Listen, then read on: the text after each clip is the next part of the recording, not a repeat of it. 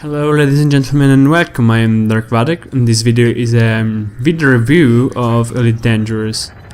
Elite Dangerous is a follow-up to Elite, a space sim from 1984, and it's not a direct follow-up, it's just, a follow-up in the series, and it's the result of a successful Kickstarter Frontier development. In fact, that it's the developers, so the software house who made the entire series of game, has collected more than 1.7 millions of British pounds. In the game you control a starship, a ship. It's only one single person crew, and you can travel through our galaxy,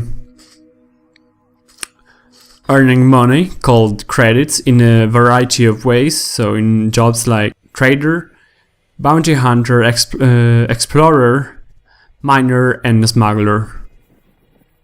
The game is both a single player and a multiplayer, but you always have to be online even if you want to play the single player portion of the game.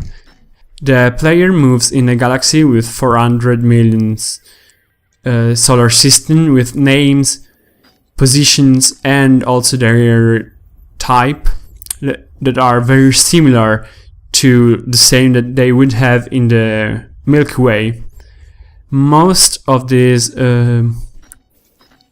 objects have been created by a simulator, have been procedurally generated through an astrophysics simulator essentially, but some of them instead have been made as precise as they can be and as similar as they can be to their real-life counterparts. For example, Sol, which is the system where our solar system where the Earth is, and is the same for Proxima Centauri and another 130,000 visible objects. The entire galaxy is filled with space stations orbiting different planets, where it's possible to buy new ships, different weapons, better equipment and instruments, and also different objects to be sold on the market, so to be a trader essentially.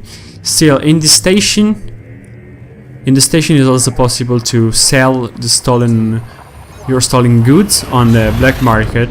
You can refuel your fuel. You can refuel, fix your ship, claim your bounties and pay off your bounties, and also accept missions. These missions are different in their category, in different kinds, but they can sometimes have like important consequences, because all these missions are given from some company, from some industry usually, and if you complete them successfully, though that company will be stronger in the system, their economic prosperity will increase, and they will also see you in a more favorable light. All of this means that all the gamers together with coordination can have on different solar system. In particular, last December the player had started the civil war in the HOSI system, written HO space HSI. The player had helped the Jet Limited until when this company had succeeded in essentially challenging the local government. On the other hand, it's not yet sure how much and if at all the players can modify the shape of the system and therefore of the galaxy. For example, the war in Hosi was ended, in a status quo situation. What the players can do is to join or align to one or more of the three galactic powers. They are the Empire, the Federation and the Alliance, which the Alliance is the smallest of the three, that even if they are not in open conflict one with the other, they still are competing for the control of different independent systems that are constantly getting in and out of the zone of influence of these three political powers. So the graphics are very good, and that's easy to understand because, you know, most of the space is actually empty or nothing is, but also the models and textures of both the stations and the ships are very rich in details. Like, they have a lot of detail, and visual effects from weapons and mining lasers and so on are good as well. At the moment, Elite Dangerous, as it has been said several times, it's like wide but shallow, and it risks, I think, to bore some people after a few hours. But the developers have said that they are constantly increasing the variety inside the game.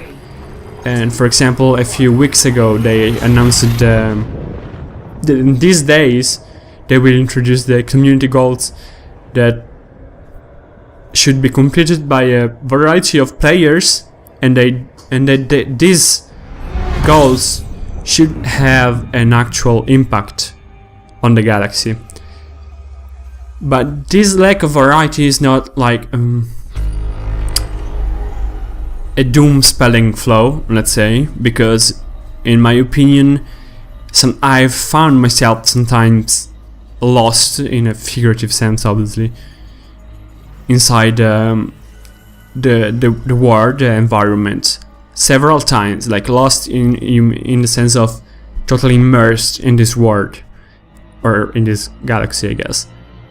So, and constantly, every time that I completed a mission, just getting a new one, just like capture from the beauty of the environment, and just from the beauty of traveling through the Milky Way. As in what many Civilization fans will know this as just one more turn syndrome, and it's the same, only that this time is just one more mission. So overall, my judgment is not the right word, probably. If I had to give it a vote, I'd say it's somewhere between a 7 and an 8, because it's a good game, I enjoy it. It has still some quirks and issues here and there that should be smoothed. And again, it's a bit shallow at places. Now that also depends on the single person, if you like it, if you are one of those people who gets really lost in a video game, in an environment, in a built world, in a fake world essentially, then you can enjoy it. But for all the others, I suggest don't get it now, or in general don't get it until something that you think it's worth it gets added. This was it for my pseudo-review of Elite Dangerous. I hope you like it, and consider liking and subscribing, and I'll see you next time.